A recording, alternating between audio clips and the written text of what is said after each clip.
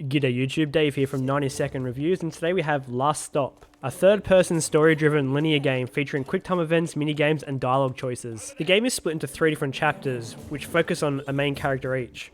Chapter 1, having John, an overworked single dad. Chapter 2, Mina, a secret agent, also a wife and mother. And Chapter 3, Donna, a teenage girl with an overprotective sister. Overall, the balance of these stories is pretty good, but some are way more interesting than others. Think of each story almost as its own little mini Doctor Who episode, with each episode basically meeting up and all the characters getting together for the final episode where they're all combined together. The dialogue in this game is very well written, and the voice acting is excellent. All the actors really deliver their lines in such a way that make the characters feel real. The game also has an original soundtrack, with the music and the sound design in each chapter spot on for the story that it's trying to tell. The animation in this game, however, is very hit or miss, with some of the cutscenes, your character looking really professionally done, and others you look like a Sims 3 character. With even interactions with the world, sometimes it looks excellent, other times it's really janky. The backdrops look excellent, and the actual biggest issue for me is the fact that because this is a linear game, you see all these areas you want to go explore, but you just can't. They're just there to beautify the scene. Going through and doing the quick time events and picking dialogue options at first seems like an excellent idea, but then you realise it has very little influence later on in the game, with the story always going to play out in a certain way. It also makes me think that this would have been better as a series or as a movie, as opposed to having to actually do these quick time events themselves. I've avoided talking about the story up until this point because that is the guts of the game. All you can know is there are some really hard-hitting scenes and topics, some emotional things, and some good twists in there as well.